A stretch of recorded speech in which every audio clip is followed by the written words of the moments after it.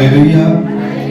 आज थोड़ी देर के लिए बुजुर्ग बैठे रहे, आप खड़े थोड़ी देर के लिए खुदा के कलाम के लिए, उसके एहतराम के लिए, खुदा की खूबसूरत बातों के लिए। खुदा का कलाम जो है वो खुशबू की तरह जो है हमारे दरमियान फैलता है और खुदा अपने कलाम को खुशबू की तरह जो है हमारे दरमियान उड़ेलता है। तो खुदा का बंदा बड़ी खूबसूरती के साथ जो है बयान करता है कि खुदा जो है हमें असीरों की तरह गश्त करवाता है और असीरों की तरह लेकर जाता है ताकि हम खुदा के कलाम की खुशबू को उन तक पहुंचाएं। तो खुदा का कलाम जो है ये खुशबू है और ये हम एक दूसरे तक जो है फैला सकते हैं, पहुंचा सकते हैं, ताकि लोग खुदा के कलाम पर ईमान लाकर खुदा यीशु को कबूल करके और खुदा उनके पास आए, नजदीक आए, ताकि खुदा का कलाम जो है वो जिंदगियों तक, लोगों तक, कौमों तक जो है फैल सके। हालेलुया। आज फादर डे है और खुदा के कलाम के मुताबिक हम सीखेंगे कि खुदा का कलाम बाप और बेटे के दरमियान जो बातचीत होती है, खुदा किस तरह से जो है बाप अपने बच्चों को गाइड करता है और बाप जो है अपने बच्चों की तरबियत, नसीहत करता है। फिर बाप दादा की जो मिरास है वो भी बच्चों के लिए है। हालेलुया। खुदा के कलाम में से हम देखेंगे जो आज हमारी मदसी आयत है, खोले पैदाइश की किताब 14 बाब 24 बाब, पैदाइश 24 बाब उसकी पहली 2 आयत पर हम गौर करेंगे। लिखा है, और इब्राहिम ज़हीफ उम्र सीधा हुआ और खुदावंद ने सब बातों में अब्राहम को बरकत बख्शी थी। और अब्राहम ने अपने घर के साल खुर्दा नौकर से जो उसकी सब चीजों का मुख्तियार था कहा, तू अपना हाथ जरा मेरी रान के नीचे रख कि मैं तुझसे खुदावंद की जो जमीन आसमान का खुदा है कसम लूं कि तू कनानियों की बेटियों में से जिनमें मैं रहता हूं किसी को मेरे बेटे से नहीं ब्याहेगा।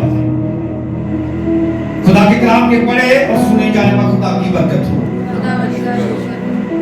तशरीफ रखें, बैठ जाए।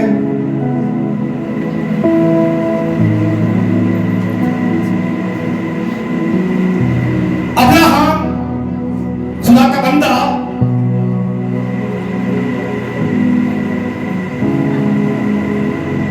जो और के मुल्क से, शहर से आकर कनान शहर में रहता है,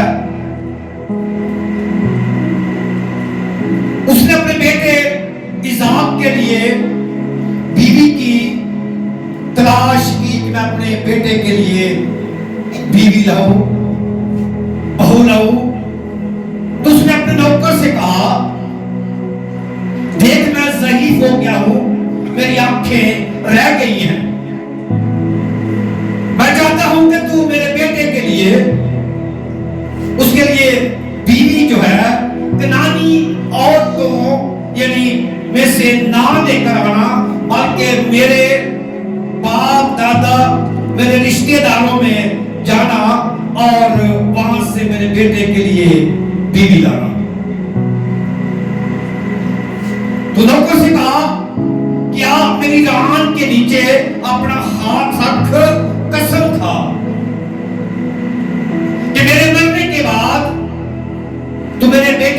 लिए मेरे रिश्तेदारों में जाकर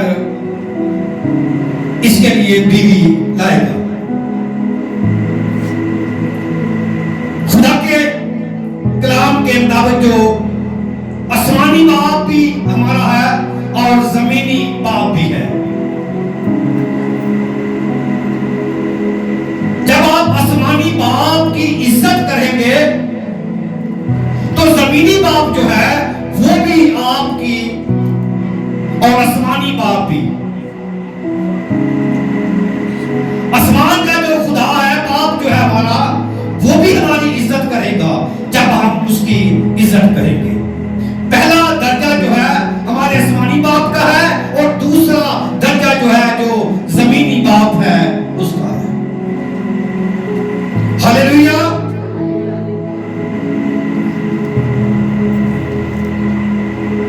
और खुदा कोई भी बाप जो है अपने बच्चों का बुरा नहीं चाहता। हर बाप जो है वो चाहता है कि मेरा बेटा, मेरी बेटियां, मेरी औलाद जो है किसी अच्छी जगह पर, अच्छे मुकाम पर जो है फाइज हो, अच्छी नौकरी करे। अगर किसी कौम का बेटा या बेटी किसी मुकाम पर कोई ऐसा काम करती है, कर जाता है, तो कौम का, खानदान का सर जो है फख्र से बुलंद होता है। जैसे कि जंग के दौरान क्या नाम था उस बेटे का? कामरान। वो जंग जीत कर आया और उसने अपने खानदान का, कौम का भी सर बुलंद किया। हम सब उस पर फख्र करते हैं। तो कोई भी बाप जो है वो अपनी औलाद का बुरा नहीं चाहता।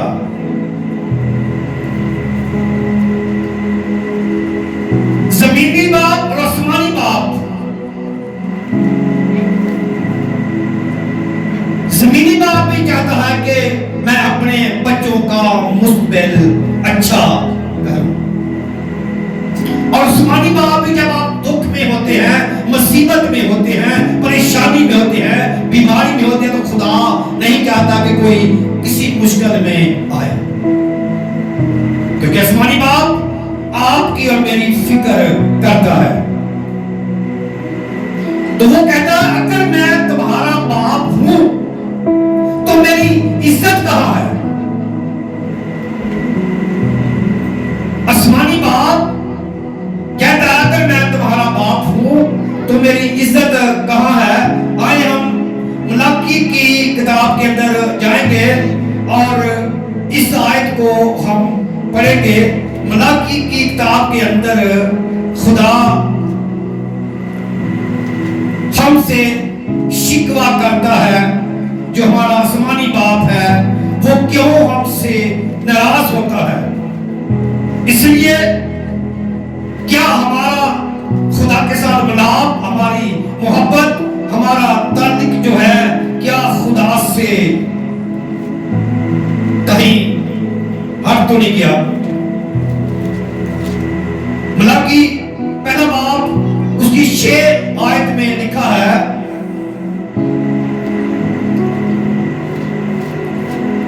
और रब्बुल फ़ौज तुमको फरमाता है, ऐ मेरे नाम की तहकीर करने वाले कहनों, बेटा अपने बाप की और नौकर अपने आका की ताज़ीम करता है। बस अगर मैं बाप हूं तो मेरी इज्जत कहां है? अगर आका हूं तो मेरा खौफ कहां है? पर तुम कहते हो हमने इस बात में तेरे नाम की तहकीर की है। खुदा हमसे तिकाजा करता है, कहता है कि मेरी इज्जत कहां है अगर मैं बाप हूं। तो खुदा जो है, जब हम खुदा की ताज़ीम इज्जत करेंगे तो खुदा हमारी इज्जत करेगा, खुदा हमें सर मंजिल बुलंद करेगा, खुदा हमें उन मुकाम पर लेकर जाएगा जिसका खुदा ने मेरे से आपसे वादा किया है। अगर हम अब्राहम की बात करें तो उसने अपने नौकर से कहा, वो अपने बेटे की बीवी की तलाश में था। उसने अपने नौकर से कसम ली और कहा कि जा तू मेरे रिश्तेदारों में जाना और मेरे बेटे के लिए बीवी लाना। इस नौकर का जो सफर है, आप खोल लें बाइबल मुकद्दस को 24 बाब को, फिर आपको समझ आएगी।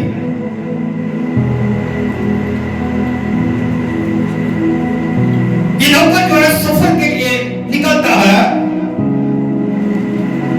दिखा के तब उसने उस आदमी ने झुककर खुदावंद को सजदा किया, कहा खुदावंद मेरे आका अब्राहम का खुदा मुबारक हो जिसने मेरे आका को अपने कर्म रास्ते से महरूम नहीं रखा और मुझे तू खुदावंद ठीक राह पर चला कर मेरे आका के भाइयों के घर लाया। इसने दुआ क्या की थी पहले? उसने कहा, तब वो नौकर अपने आका के ऊंटों में से 10 ऊंट लेकर रवाना हुआ। आका की अच्छी अच्छी चीजों और उनके पास थी, वो उठकर मेसोपोटामिया में नहूर के शहर को गया और शाम को जिस वक्त औरतें पानी भरने आती थी, उसने उस शहर के बाहर बौली के पास ऊंटों को बैठाया और कहा, ऐ खुदावंद मेरे आका अब्राहम के खुदा, मैं तेरी मिन्नत करता हूं कि आज तू मेरा काम बना दे, मेरे आका अब्राहम पर करम कर। देख मैं पानी के चश्मा पर खड़ा हूं और इस शहर के लोगों की बेटियां पानी भरने को आए। उसने खुदा के हुजूर दुआ मांगी है कि देख खुदावंद, जब मैं सफर पर निकलूं तो जो सफर मेरा जारी है और जब मैं वहां जाकर बैठूं उस कुएं पर और उस शहर उस मुल्क की बेटियां पानी भरने आए,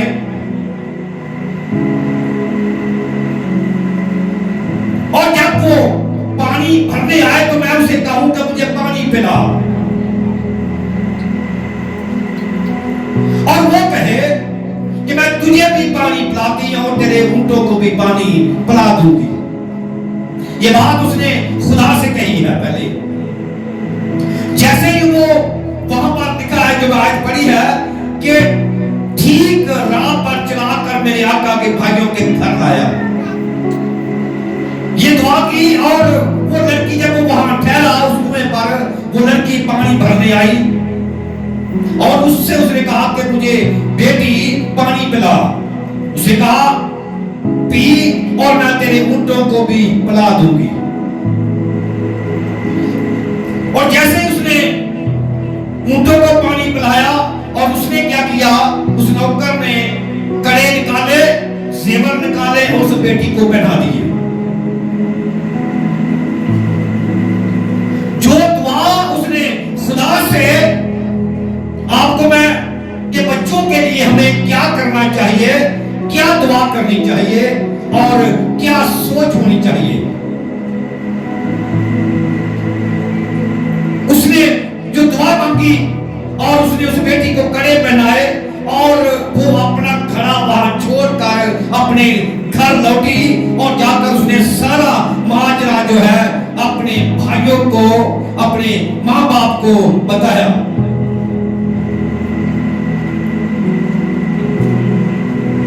भाइयों ने कहा कि वो शख्स कहाँ है, वो उस कुएं पर गए और उसको घर लेकर आए। जब वो घर लेकर आए, उसने आकर उनको सारा अहवाल जो है बताया कि मैं अब्राहम का नौकर हूं, तो मैंने खुदा से दुआ की थी कि या खुदा तू मेरा काम बना दे, जो आए और वो मुझे कहे कि मैं तुझे भी पानी पिलाती हूँ, तेरे ऊंटों को भी पिलाती हूँ, और मैं जान गया कि ये खुदावंद की मर्जी से है।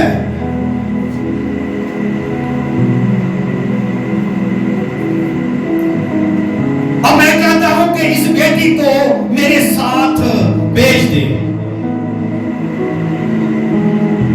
रिश्ता लेने नौकर गया है और कहता है कि इस बेटी को मेरे साथ भेज दे।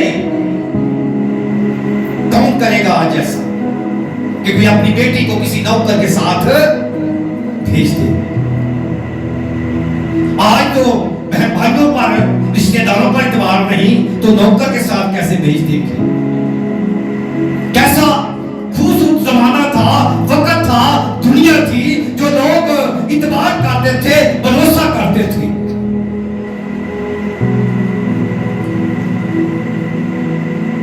उसने अब्राहम के सारी चीजों के बारे में उन्हें बताया कि बहुत बड़ा आदमी है।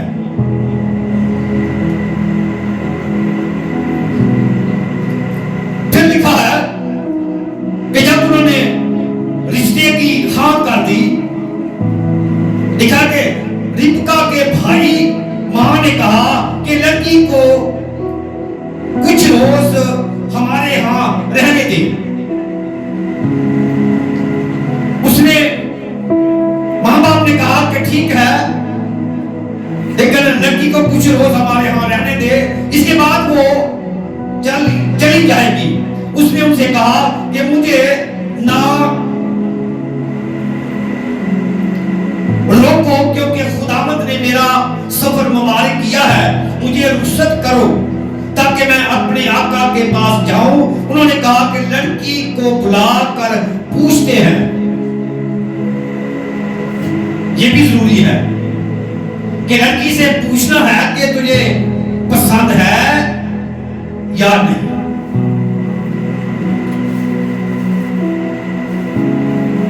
लड़की से पूछते हैं कि वो क्या कहती है। तब उन्होंने रिबका को बुलाकर उससे पूछा कि तू इस आदमी के साथ जाएगी? उसने कहा जाऊंगी।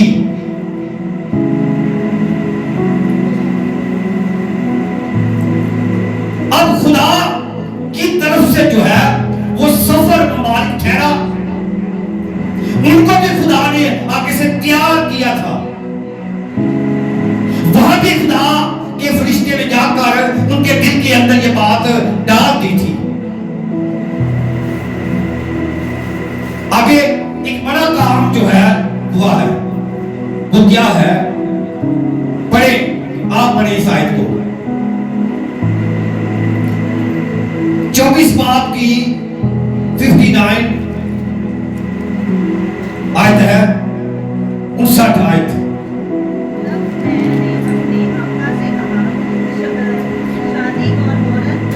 चौबीस आयत की 59 आयत, एकदम 60। तब उन्होंने 24 बाब की बचा पैदाइश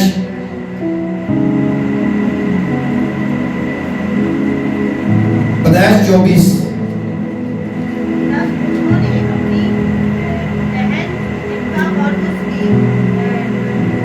धागा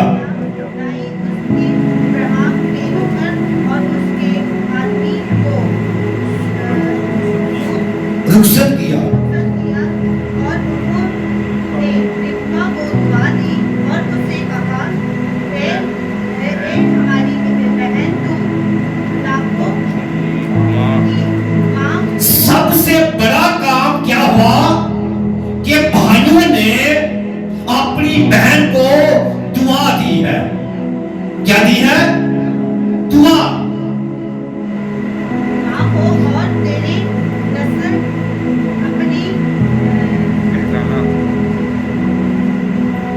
तेरी नस्ल अपने कीना रखने वालों के फाटक की मालिक हो। और इनका उसकी सेवनियां उठी उठकर ऊंट पर सवार हुई और आदमी ने बैठते हुए सो पीछे हो दी।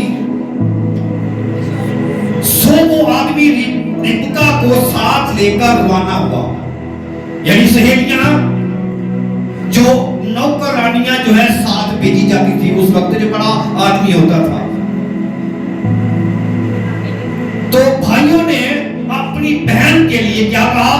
तब उन्होंने अपनी बहन रिब्का और उसकी दाया और अब्राहम के नौकर और उसके आदमियों को रुखसत किया। उन्होंने रिब्का को दुआ दी, उसे कहा, ऐ हमारी बहन, तू लाखों की मां हो। लाखों की क्या हो? दुआ किसने दी है? आज भाई क्या करते हैं? आज भाई बहनों के बाल खींचते हैं, ऐसा है ना? हर घर में है। तो इन भाइयों ने दुआ दी है अपनी बहन को, ऐ हमारी बहन, तू लाखों की मां हो।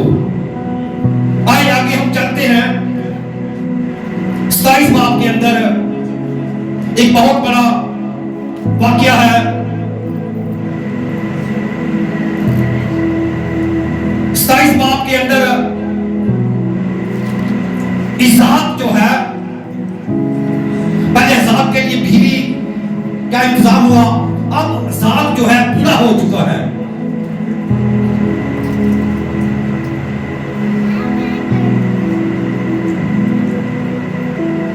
अब्राहम का बेटा इसहाक है और इसहाक जो है पूरा हो गया है। और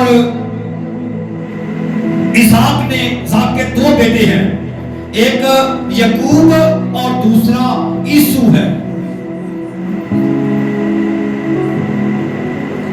दूसरा कौन है? ईसू। तो 27 बाब के अंदर पहली आयत में लिखा है, जब इसहाक ज़ईफ हो गया, उसकी आंखें ऐसी धुंधला गईं कि उसे दिखाई ना देता था, तो उसने अपने बड़े बेटे ईसू को बुलाया और कहा, ऐ मेरे बेटे। उसने कहा, मैं हाजिर हूं।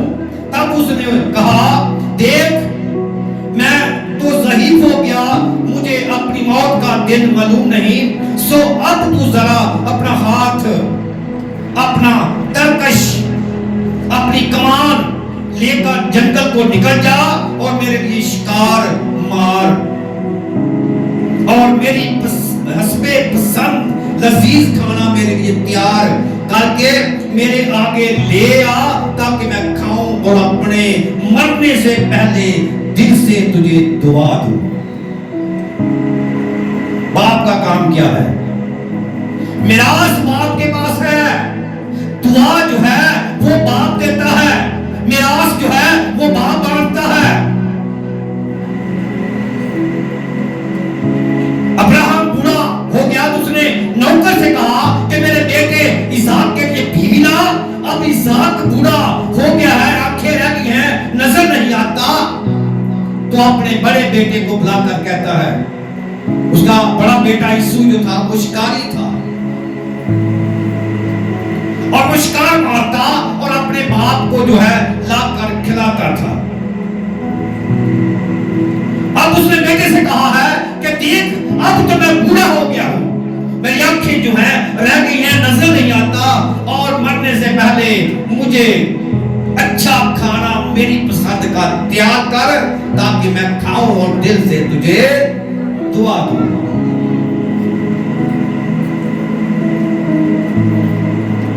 अब रिब्का जो है 2 बेटे हैं। यहां पर मां का हमें फर्क नजर आएगा कि मां जो है बेटे के साथ कैसा सलूक करती है। दिखा के मां ने ये बात सुनी और सुनकर उसने याकूब से कहा कि देख मेरे बेटे, तेरा बाप जो है वो यीशु को बरकत देने वाला है। क्या देने वाला है? बरकत देने वाला है।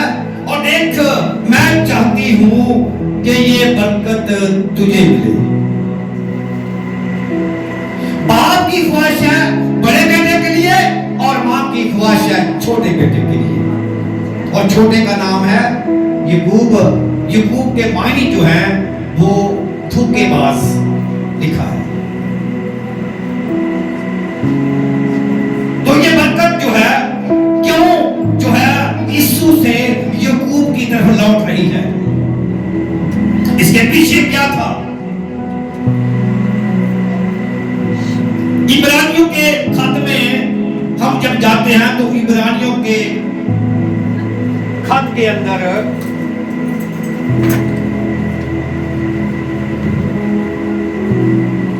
लिखा है, इब्रानियों का खत है 12 बाब उसकी 16 आयत। इब्रानियों 12 बाब की 16 आयत के अंदर यीशु के बारे में क्या लिखा है?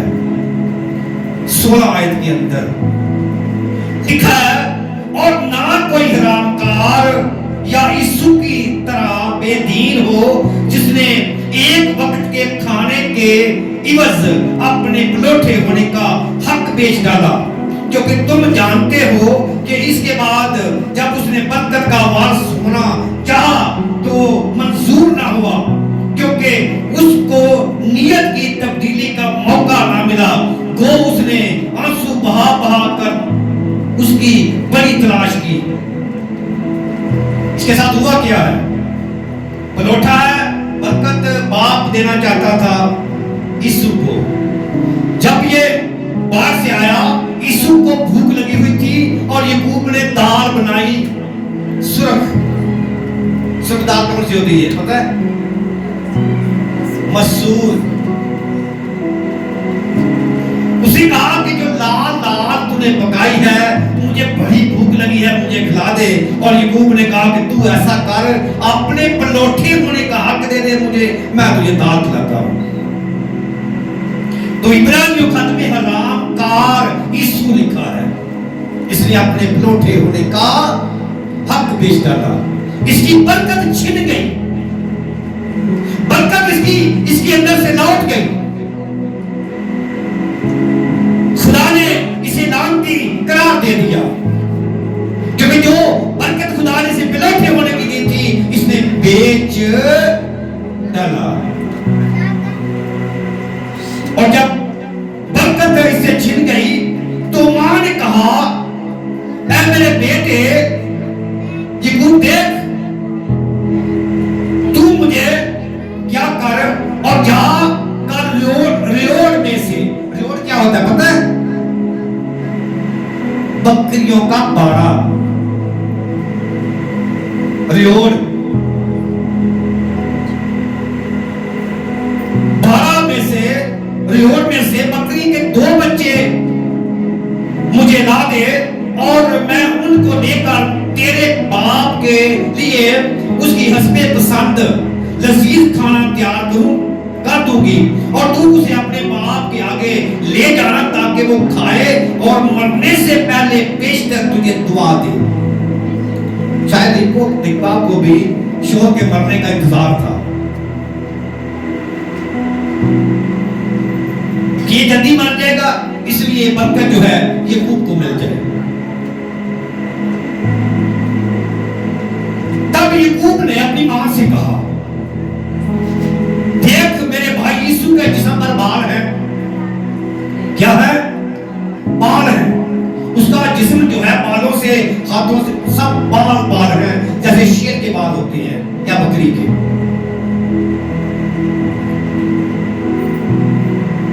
शायद मेरा बाप मुझे टिटोल कर, और सुने बात को, मेरा बाप जो है मुझे टिटोले देखे, आंखें उसकी रह गई हैं, तो हो सकता है कि वो मां मुझे टिटोल कर देखे कि यीशु है या यकूब है।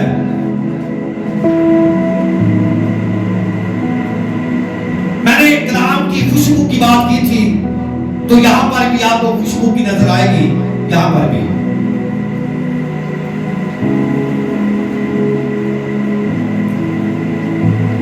शायद मेरा बाप मुझे टिटोले तो मैं उसकी नजर में दगाबाज ठहरूंगा और बरकत नहीं बल्कि लानत कमाऊं। मेरे बाप ने मुझे पहचान लिया, जान लिया, तो मैं तो लानत का बायस बन जाऊंगा। मां क्या कहती है? मां कहती है, उसकी मां ने उसे कहा, ऐ मेरे बेटे, तेरी लानत मुझ पर हो। किस पर हो? मुझ पर।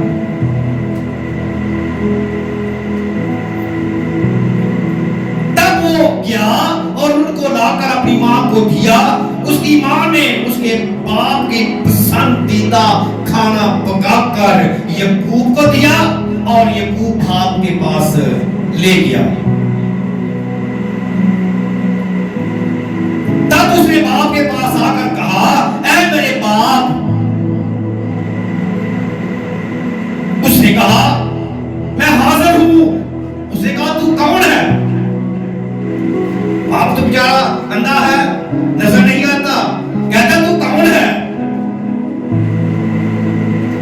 मेरे बेटे, यकूब ने अपने बाप से कहा, मैं तेरा बेटा पेलोठा ईसू हूं। बाप क्या कहता है? मैंने तेरे कहने के मुताबिक किया है, सो जरा उठ बैठ, शिकार का गोश्त खा, ताकि तू दिल से मुझे दुआ दे। दिल से क्या दे? दुआ दे। बाप के दिल से क्या निकलती है? दुआ निकलती है औलाद के लिए। तब इसहाक ने यकूब से कहा, मेरे बेटे, जरा नजदीक तो आ, मेरे पास तो आ, कि तू मेरा बेटा यीशु ही है या यकूब है? यकूब यीशु है या नहीं? यकूब अपने बाप इसहाक के नजदीक गया। उसने टिटोल कर उसे कहा। अब बाप जो है उसे चेक कर रहा है। कहता है, आवाज तो यकूब की है, पर हाथ जो है वो यीशु के हैं। बाप कहता है कि मैं आवाज यकूब की सुन रहा हूं, पर हाथ यीशु के हैं। ये क्या चक्कर है? बाप जो है, मां बाप जो है, अपने बच्चों की आवाज को पहचानते हैं।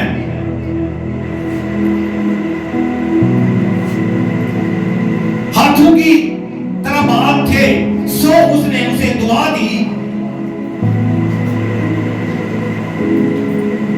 उसने उसे ना पहचाना और उसे दुआ दी। उसने पूछा, क्या तू मेरा बेटा यीशु ही है? उसने कहा, वही हूं। तब उसने खाना खाया और लिखा है, उसने पास खाना खाया। फिर उसके बाप इसहाक ने उसे कहा, ऐ मेरे बेटे, अब पास आकर मुझे चूम। क्या कर? मुझे चूम।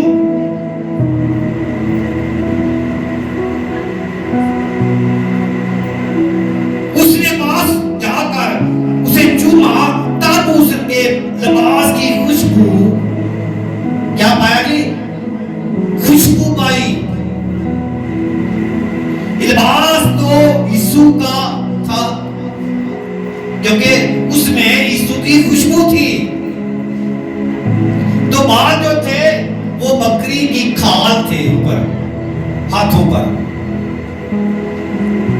कहता है, खुशबू तो यीशु की है, खुशबू तो मुझे यीशु की आ रही है, पर हाथ जो है यकूब के हैं। ये क्या चक्कर है? कहता, खैर बेटा, खुशबू पाई। उसे दुआ देकर कहा, देखो मेरे बेटे की महक उसके खेत की महक की मानंद, जिसे खुदा ने बरकत दी हो। खुदा आसमान की औस और जमीन की फरेबी फरमाई और बख्शे, तू कौमें तेरी खिदमत करे, कबीले तेरे सामने झुके, तू अपने भाइयों का सर हो और तेरी मां के बेटे तेरे आगे झुके। ये बरकत मिली सी यीशु को, तेरी मां के बेटे जो हैं वो तेरे आगे सजदा करें।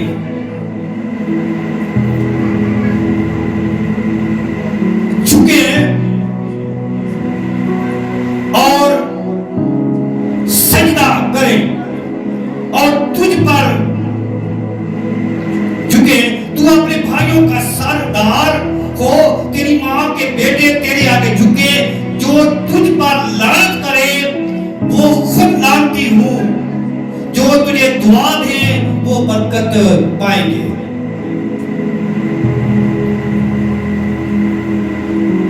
अब यहां पर गौर करना कि याकूब जो है इसका नाम फिर इस्राएल रखा गया। तो याकूब को जो बरकत दी गई है वो ये है, जो तुझ पर लानत करे उन पर लानत होगी। तो याकूब इस्राएल ठहराया गया। जब कलामे खुदा का, कलामे मुकद्दस बरकत दे रहा है और लानत करने वालों को भी लानत दे रहा है। तो लिखा है कि जो इस्राएल पर बरकत चाहेगा मैं उसके लिए बरकत चाहूंगा, यानी याकूब के लिए जो बरकत चाहेगा।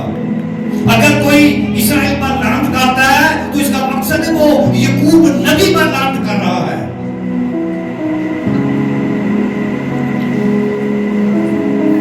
अब जो है बरकत जो है ट्रांसफर हो गई है, चली गई है। यीशु आया शिकार करके, अब खाना पकाकर आया तो आवाज दी, मैं बाप देख मैं तेरे पसंद का खाना तैयार करके ले आया हूं। उसने कहा वो कम था, मैं तो बरकत दे चुका हूं। उसने कहा कि मेरा भाई याकूब जो धोखे से मेरी बरकत ले गया है, ऐ बाप मुझे भी बरकत दे। क्या तेरे पास एक ही बरकत है? क्योंकि बरकत जो खुदा की बरकत थी वो ट्रांसफर हो गई, चली गई। क्यों चली गई? इसलिए कि उसने अपना बेलोठे होने का हक जो है बेच दिया और अपना हक जो है वो खो बैठा और उससे बरकत चली गई और बरकत जो है याकूब ले गया। फिर हम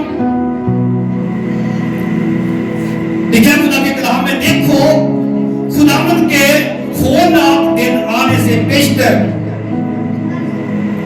मैं एलिया नबी को भेजूंगा, वो बाप का दिल बेटे की तरफ और बेटे का दिल बाप की तरफ मायल करेगा।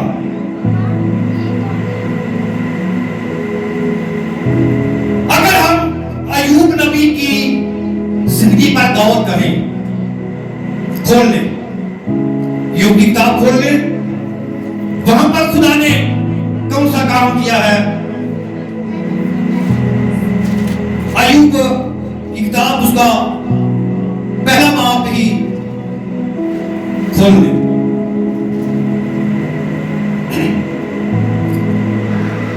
खुदा के कलाम में लिखा है, जब उसकी जिंदगी पर हम गौर करते हैं तो लिखा है वो कामल रास्तबाज इंसान था। उसने खुदा ने उसे 7 बेटे और 3 बेटियां अनायत की थी। कितने बेटे जी? 7 बेटे, 3 बेटियां, कितने हो गए? 10 बच्चे हैं अय्यूब नबी के। कलाम में से देख लें, लिखा है इबस की सरजमीन में अय्यूब नाम एक शख्स था। वो शख्स कामल राजबाग था, खुदा से डरता, बदी से दूर रहता। उसके यहाँ 7 बेटे और 3 बेटियां पैदा हुई। 10 बच्चे खुदा ने उसे दिए हैं और ये बच्चे करते क्या है?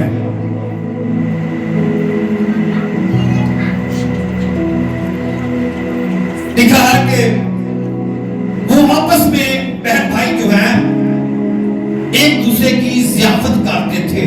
ज़ियाफत क्या होती है? दावत करना। बहनों को भाइयों को अपने अपने घर में बुलाकर उनकी दावत करना।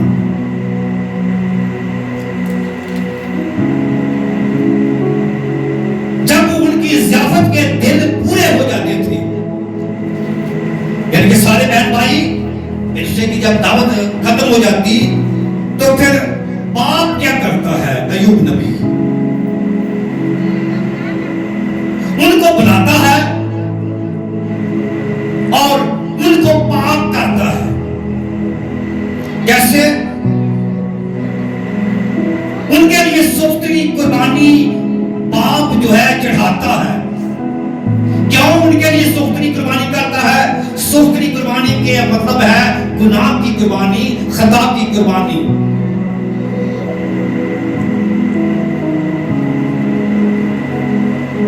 सोख्तरी कुर्बानी चढ़ाता, शायद मेरे बेटों से कोई खता, कोई गुनाह तो नहीं हो गया। इस ज़ियाफत के दौरान हो सकता है दौलत बहुत ज्यादा थी, वो मैं नोशी भी करते हूं।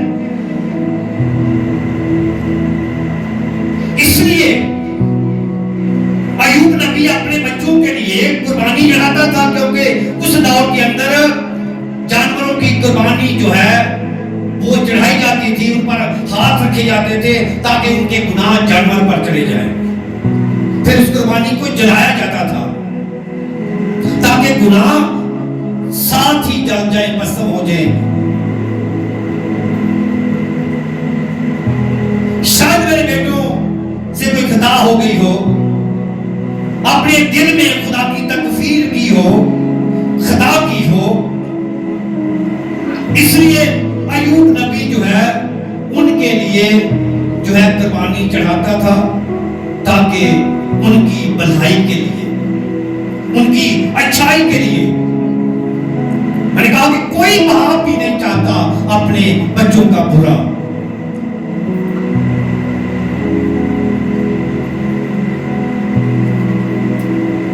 फिर खुदा के कलाम में से हम देखें इंसान 5:23 में लिखा कि वो तरबियत ना पाने के सबब से मर जाएगा। अगर बच्चों की तरबियत नहीं की तो वो मर जाएंगे। जैसे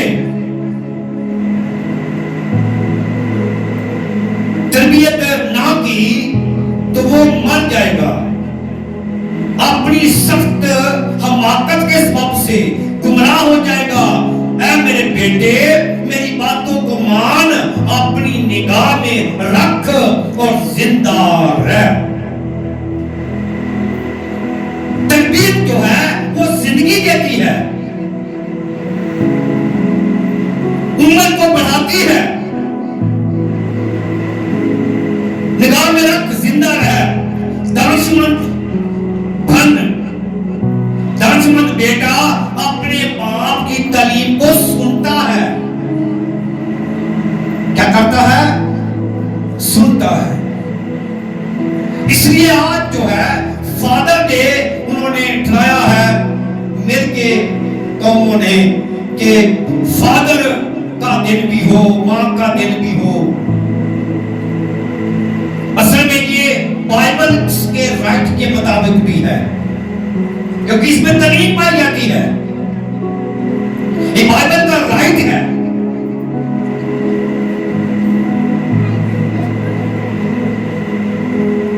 बाप की तालीम को सुनता हर मां बाप अपने बेटों बेटियों का अच्छा मुस्तकबिल कि वो अच्छे होने पर फायज हो।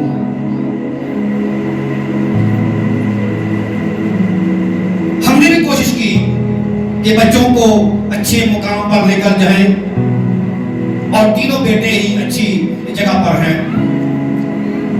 तीनों बच्चों ने अच्छा किरदार भी निभाया, अच्छी ड्यूटी भी कर रहे हैं।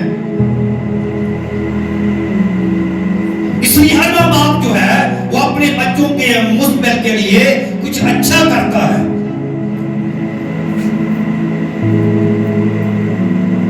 उनका नाम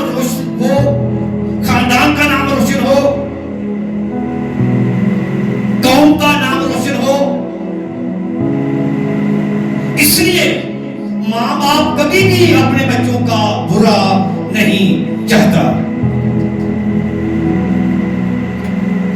बल्कि फख्र के साथ जो है माँ बाप का सर जो है बुलंद हो जाता है। हर माँ बाप की यह ख्वाहिश होती है। क्या है ख्वाहिश?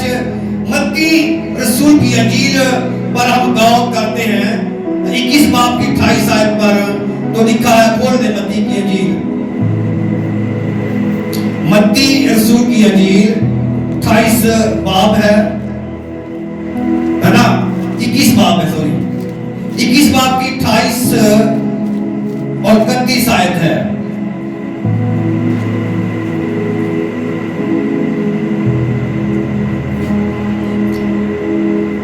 क्या लिखा है वहां पर? यीशु ने 2 बेटों की तमसील दी कि बेटा जा ताकिस्तान में काम कर। क्या कहा? जा बेटा ताकिस्तान में यानी खेत में काम कर। कहा मैं नहीं जाऊंगा। क्या कहा बेटे ने? मैं नहीं जाऊंगा। गौर करना है इस 2 बेटों पर। यीशु तमसील दे रहा है। उसने भी कहा बेटा जाओ पाकिस्तान में। बेटे ने कहा मैं नहीं जाऊंगा। दूसरे बेटे से कहा, उसने कहा अच्छा जनाब, पर क्या नहीं, हुक्म नहीं डाला पर क्या नहीं। ये सबसे बड़ी हुक्मतुली है। क्या कर क्या नहीं। जिसने कहा कि मैं नहीं जाऊंगा वो पीछे पछता कर चला गया। तो यीशु ने उन्हें पूछा कि बताओ किसने फरमाबरदारी की? हाँ जी। तो यीशु ने उन्हें क्यों कहा फरीसियों से कि वो बेटा पछता कर चला गया, लेकिन तुम आज कलाम सुनकर भी नहीं पछताए? खुदा उनको समझाना चाहता था, लेकिन मसीह के जाने के बाद भी वो नहीं पछताए। इसलिए उनको रोमन ने कत्ल कर दिया, मार दिया, हैकल को गिरा दिया, ढा दिया, तबाह कर दिया, जो आज तक हैकल बर्बादी में है। उनकी हुक्मतुली से, मसीह का इनकार करने से वो आज 2000 साल तक सजा पा रहे हैं इस्राएली।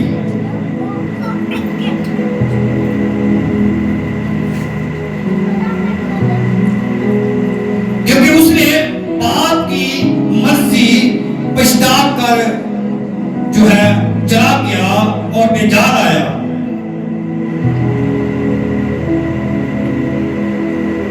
फिर हम खुदा के कलाम में से देखते हैं लूका रसूल की अंजील। चले लूका में चले जाएं।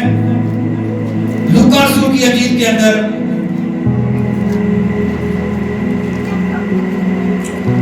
लूका रसूल की अंजील 15 बाब 11 से 30 आयत।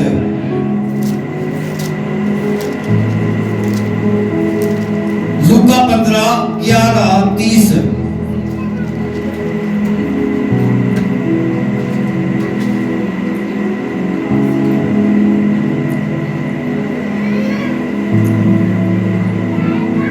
क्या लिखा है? खोया हुआ बेटा।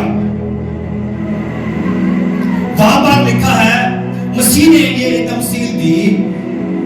लिखा फिर उसने कहा किसी शख्स के 2 बेटे थे। वहां क्या थे जी? वहां कितने थे जो तमसील मसीह ने दी उनको?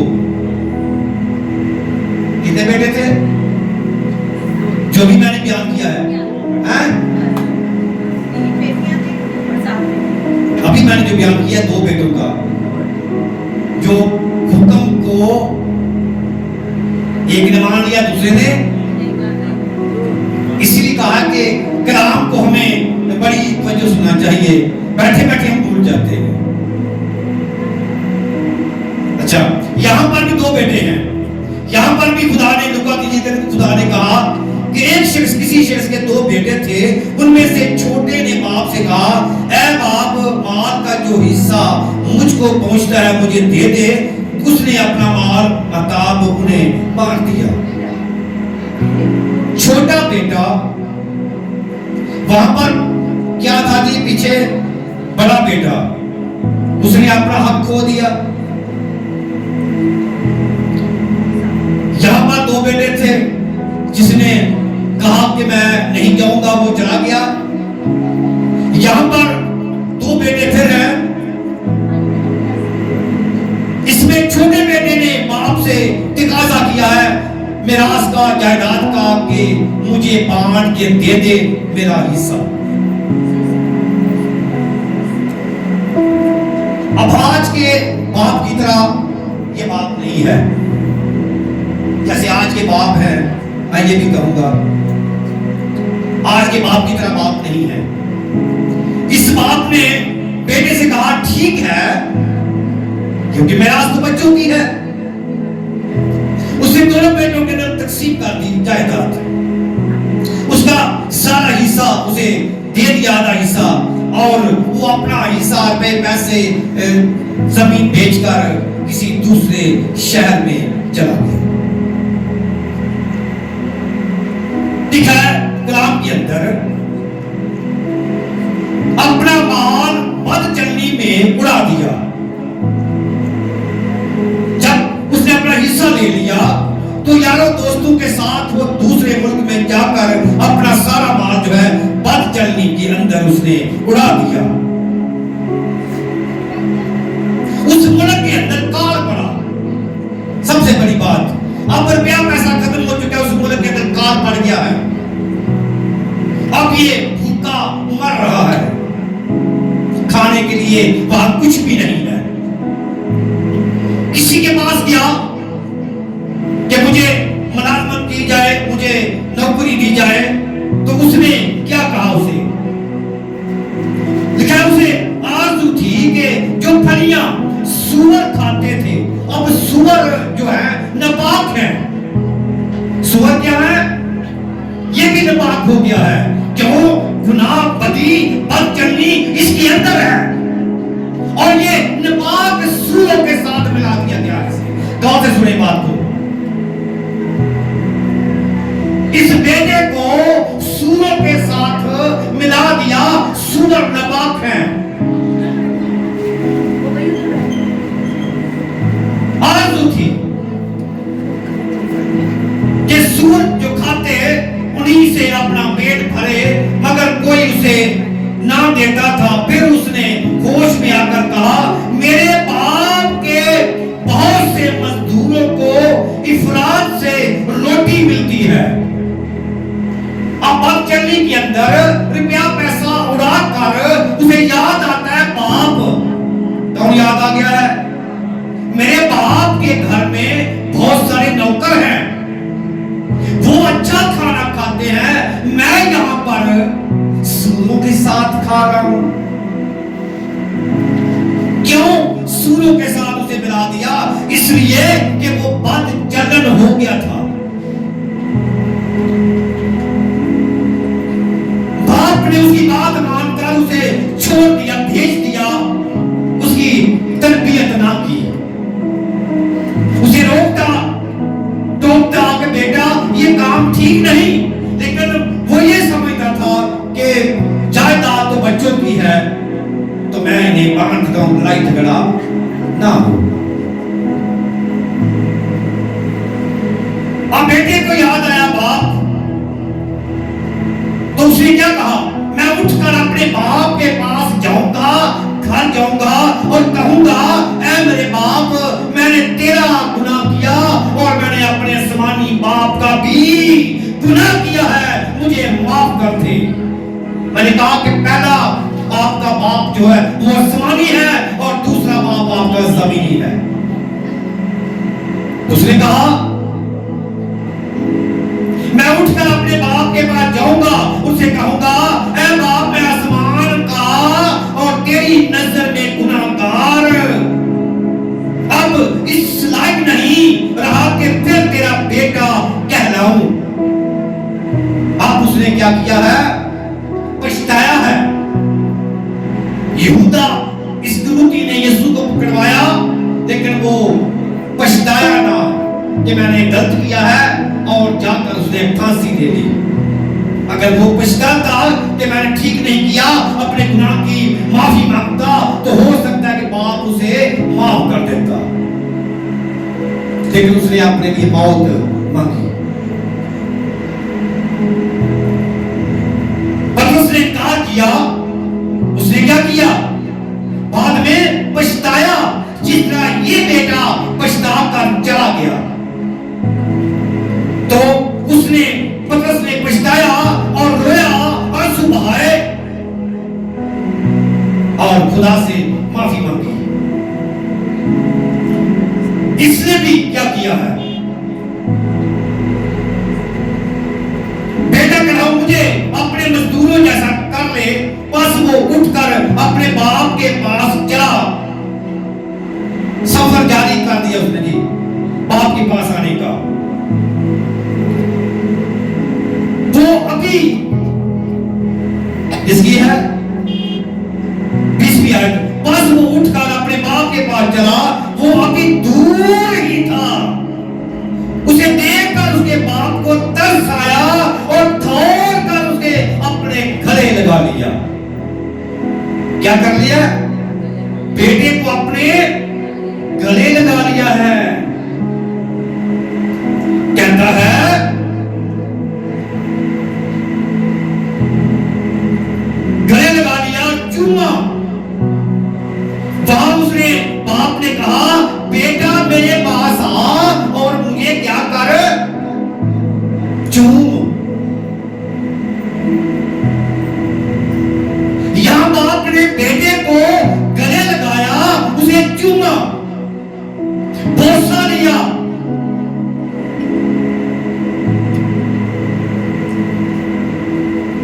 बेटे ने उससे कहा, ऐ बाप मैं आसमान का और तेरी नजर में गुनाहगार हुआ, अब इस लायक नहीं कि मैं तेरा बेटा कहलाऊं। बाप ने अपने नौकरों से कहा, अच्छे से अच्छा लिबास लाओ। क्या करो? अच्छे से अच्छा लिबास लाओ, अंगूठी लाओ, जूती लाओ और मेरे बेटे को पहनाओ। बाप का दिल नरम दिल है, सख्त भी है और नरम भी है। अंगूठी और पांव में जूती पहनाओ, पले हुए बछड़े को लाओ, ज़िबा करो, कुर्बानी चढ़ाओ, दावत करो, ज़ियाफत करो। मेरा बेटा खोया हुआ था, मर गया था, अब जिंदा हो गया है, खुशी मनाओ।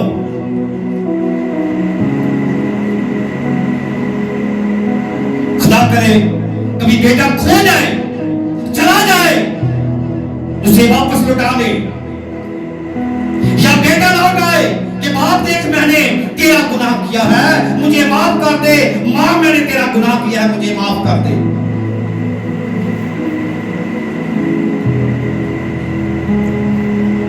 बस वो खुशी मनाने लगे तो बड़ा बेटा लिखा है कि आया खेत से, उसे देखा कि घर में बड़ा शोर शराबा है, ढोल पटक्का हो रहा है, और लिखा है कि और एक नौकर को बुलाकर ज़ियाफत करने लगा कि ये क्या हो रहा है। उसने उससे कहा, तेरा भाई आ गया, तेरे बाप ने पला हुआ बछड़ा ज़िबा कराया क्योंकि उसे भला चंगा पाया है। अब बेटा बड़ा जो है गुस्से में आ गया,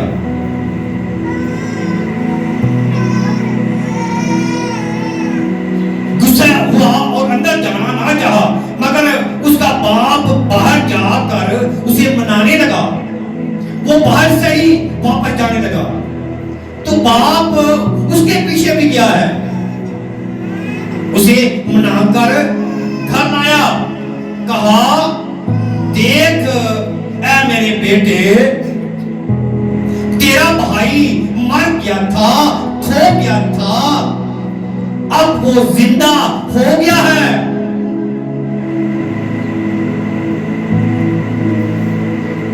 तो बेटे ने क्या कहा बड़े ने?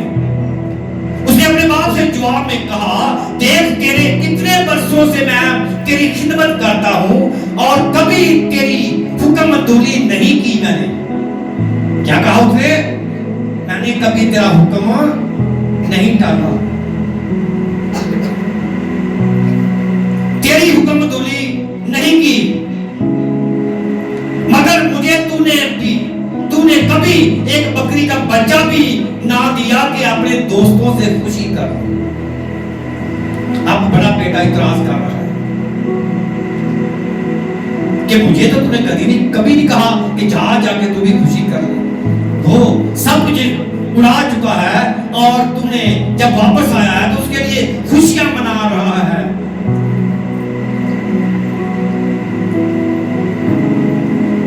लेकिन जब तेरा ये बेटा आया जिसने तेरा माल मता कसबियों में उड़ा दिया, तो उसके लिए तूने पड़ा हुआ बछड़ा ज़िबा कर लिया। लेकिन बाप से कहा, बेटा तू हमेशा मेरे पास है और जो मेरा है वो तेरा है। जायदाद उसी की है, उसकी नहीं। जो मेरा है वो तेरा है। लेकिन खुशी मनाना, शादमान होना मुनासिब था, क्योंकि तेरा भाई मुर्दा था अब जिंदा हो गया है। ये खुशी मनाना जरूरी था। जो गुनाह की जिंदगी में गर्क हो जाता है, दब जाता है, मर जाता है, उसे जिंदा करना जरूरी है। तो इब्रानियों के खत में जब हमने पढ़ा 12:5-6 के अंदर, उसकी 8 आयत के अंदर भी लिखा है। वापस चलेंगे इब्रानियों में।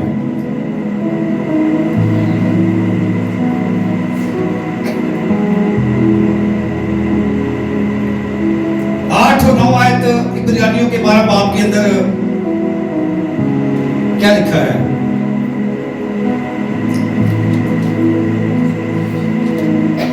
आखिरी आयत हमारी। और अगर तुम्हें वो तंबी ना की गई, तंबी नसीहत तंबी ना की गई जिसमें सब शरीक हैं, तो तुम हरामजादे ठहरे। अगर वक्त पर तंबी ना की गई तो तुम हरामजादे ठहरोगे। इसलिए वक्त पर लिखा है ठहरे, ना के बेटे। अलावा इसके जब हमारे जिस्मानी बाप हमें तंबी करते थे, हम उनकी ताज़ीम करते रहे। ये पौलुस रसूल जो है कहता है कि हमारे जो जिस्मानी बाप हैं वो हमारी तंबीह करते थे, नसीहत करते थे और हम उनकी ताज़ीम करते रहे। तो क्या रूह के बाप की, जिसने हमें पैदा किया है, जिसने हमें खलक किया है, इससे ज्यादा ताबेदारी ना करें जिसे हम जिंदा रहे।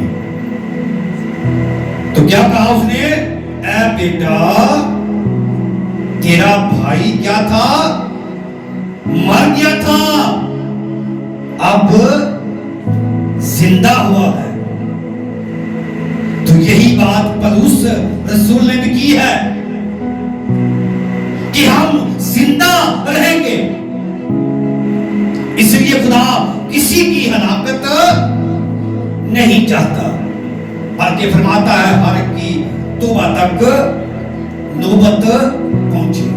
तो पहला काम क्या करना है हमने? जी, 2 बातें हैं। 2 बातों पर हमारा काम था आज। पहला काम क्या था? आसमानी बाप, और दूसरा जमीनी बाप। ये दो बातें याद रहेंगी अभी। पहली बात आसमानी बाप और दूसरी बात जमीनी बाप। जमीनी बाप भी हमारी तरबियत नसीहत करता है और आसमानी बाप भी हमारी नसीहत करता है। कहता है कि मैं किसी की हलाकत नहीं चाहता, बल्कि हर एक की तौबा तक नौबत पहुंचे ताकि जिंदा रहे। जिंदा से मुराद यह है कि हम हलाक नहीं होंगे, बल्कि मसीह में सो जाएंगे। जब मसीह आएगा तो हम जिंदा हो जाएंगे।